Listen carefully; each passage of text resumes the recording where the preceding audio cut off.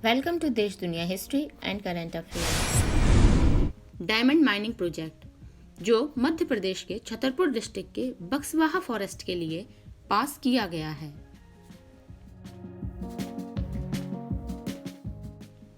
लेकिन इस diamond mining project का एनवायरमेंटलिस्ट और नेचर लवर्स द्वारा कड़ा विरोध किया जा रहा है।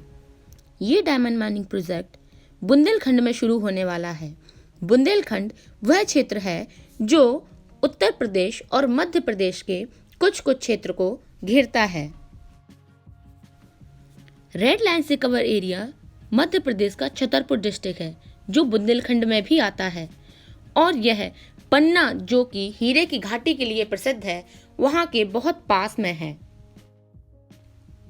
बक्सवाहा फॉरेस्ट में देश का सबसे बड़ा डायमंड रिजर्वायर है, या यूं कहें कि देश में सबसे ज्यादा हीरा यही पाए जाने की संभावना है। एक एस्टिमेट के अनुसार इस एरिया में 3.42 करोड़ कैरेट रफ डायमंड है। इस डायमंड माइनिंग प्रोजेक्ट के दौरान 364 हेक्टेयर क्षेत्र में माइनिंग की जाएगी, जिसके परिणाम स्वरूप लगभग 2,15,875 पेड़ों को काटना पड़ेगा, जो कि एक बहुत बड़ा विषय है। इस क्षेत्र में रहने वाले यहाँ के मूल निवासियों और एनवायरमेंटल एक्टिविस्ट द्वारा इस प्रोजेक्ट का कड़ा विरोध किया जा रहा है। इसका एक मेन यही कारण है कि इस प्रोजेक्ट के दौरान इतने सारे पेड़ों को काटना पड़ेगा। इस क्षेत्र के मूल निवासी और एनवायरमेंटल एक्सपर्ट्स, नेचर लवर्स जंगलों में जाकर पेड़ों से चिपक रहे हैं और चिपको मूवमेंट की तरह कर रहे हैं। चिपको मूवमेंट सुंदरलाल बहुगुणा द्वारा उत्तराखंड में पेड़ों को कटाई से रोकने के लिए चलाया गया था, और एनवायरमेंटल एक्टिविस्ट द्वारा इस प्रोजेक्ट को विड्रॉल करने की मांग मध्य प्रदेश हाई कोर्ट में की गई है।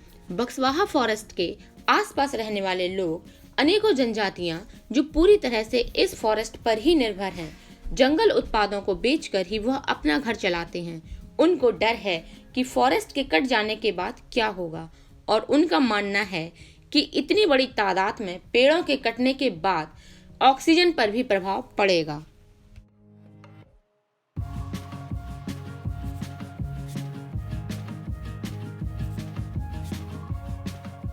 श्रीमान जी, ये जंगल गलत कट रहा है।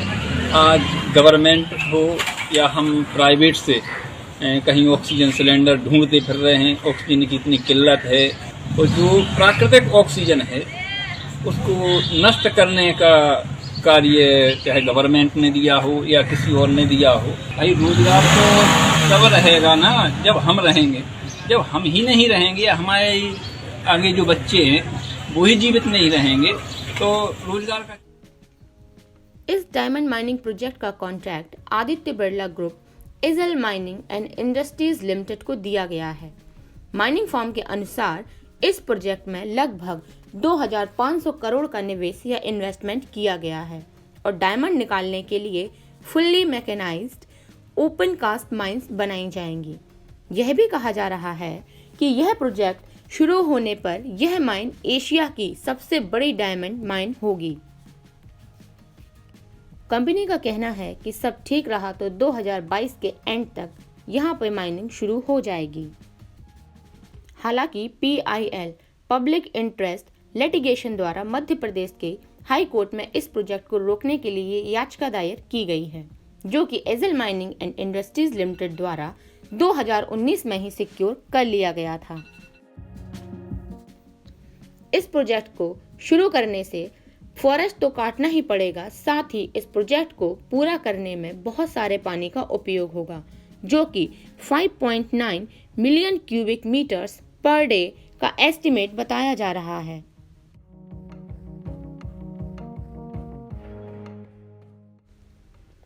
वह क्षेत्र जहां यह माइनिंग होनी है बुंदेलखंड रीजन में आता है, और बुंदेलखंड रीजन एक सूखा क्षेत्र है जहां पानी की समस्या हमेशा देखी जाती है, और गर्मियों के मौसम में तालाब, नहरें सूख जाते हैं, और डोमेस्टिक वाटर के लिए भी प्रॉपर सप्लाई नहीं हो पाती। जहां सरकार द्वारा पानी की सप्लाई की जाती है वहां 2 दिन में 1 दिन पानी आता है, और कहीं कहीं तो हफ्ते में 1 दिन पीने का पानी आता है, उसे कलेक्ट करके रखना पड़ता है। तो ऐसे हालात में इस प्रोजेक्ट का शुरू होना और इस प्रोजेक्ट को पूरा करने के लिए पानी की पूर्ति करने का मतलब है सामान्य जनजीवन के लिए और अधिक समस्याओं का आना।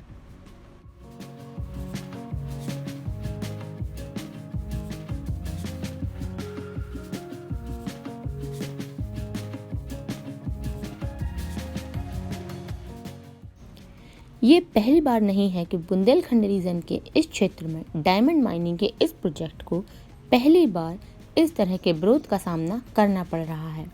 मध्य प्रदेश गवर्नमेंट ने 2006 में इस माइनिंग प्रोजेक्ट की grant Rio Tinto exploration Indian private limited company को दी थी।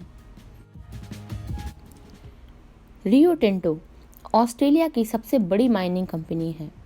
जब एमपी गवर्नमेंट ने 2006 में इस कंपनी को यहाँ का कॉन्ट्रैक्ट दिया था, तब भी इसका बहुत विरोध किया गया था और कॉरपोरेशन ने इस प्रोजेक्ट से अपना हाथ खींच लिया। हालांकि उस समय तक रियो टिंटो ने इस प्रोजेक्ट पर काफ़ी पैसा खर्च कर दिया था। रियो टिंटो ने 2017 में इस प्रोजेक्ट को बंद कर दिया था और इसका मेन कारण protest, labour issue, forest destroy आदि को बताया। इन सब विरोधों के चलते रियो टिंटो द्वारा यह प्रोजेक्ट बंद कर दिया गया था। लेकिन एक्सपर्ट्स का कहना है कि रियो टिंटो ने यह प्रोजेक्ट इसलिए ड्रॉप किया था क्योंकि वर्ल्ड में डायमंड बिजनेस डाउन हो रहा था और यह भी प्रेडिक्शंस आ रहे थे कि डायमंड फॉलिंग और भी बढ़ेगा क्योंकि अफ्रीकन कंट्रीज और रशिया में अधिक डायमंड माइनिंग हो रही है। भारत में आंध्र प्रदेश, छत्तीसगढ़ और मध्य प्रदेश 3 वो स्टेट्स हैं जहां पर डायमंड माइनिंग होती है और मध्य प्रदेश में देश का 90% डायमंड मिलता है। यहाँ पन्ना हीरे की माइनिंग के लिए फेमस है। इंडियन ब्यूरो ऑफ माइन के अनुसार भारत में डायमंड प्रोडक्शन 2018 और 2019 में 38,437 कैरेट्स का रहा है।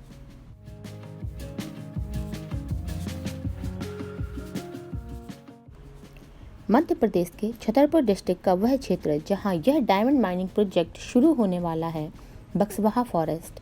इस जंगल में ज़्यादातर पेड़ मसालों के हैं जिन पर यहाँ की लोकल ट्राइब्स या आसपास के लोग पूरी तरह से डिपेंडेंट हैं। इस जंगल में मुख्य रूप से खैर, बेल, सेज, गाद, अमलतास, सागौन के पेड़ हैं और महुआ यहाँ मुख्य रूप से पाया जाता है।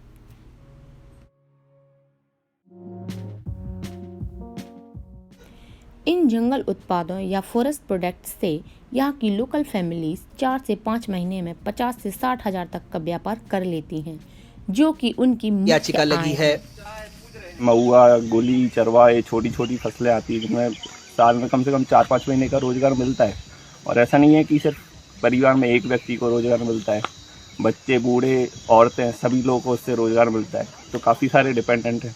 अब इसके बाद अगर कंपनी आती है तो जब माइनिंग करेगी तो जो जंगल से, फॉरेस्ट से हमें एडवांटेज हो रहे थे, वो एडवांटेज ना होकर डिसएडवांटेजेस में कन्वर्ट हो जाएंगे। एक मुहिम है मात्र सरकार को जागृत करने के लिए कि आप वास्तविक समस्याओं पर पहले ध्यान दीजिए, फिर आप पेड़ काटने का सोचिए। 2.5 लाख पेड़ों को एक साथ खत्म कर देंगे। आपने उसके पहले कोई प्लांटेशन की पहली प्रक्रिया चालू नहीं की, आप जब पेड़ कटेंगे उसके बाद चालू करेंगे।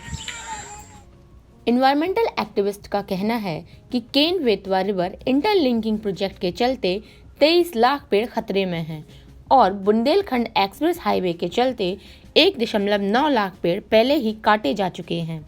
ऐसे में इस क्षेत्र में फिर से इतनी बड़ी तादाद में पेड़ों की कटाई ठीक नहीं है।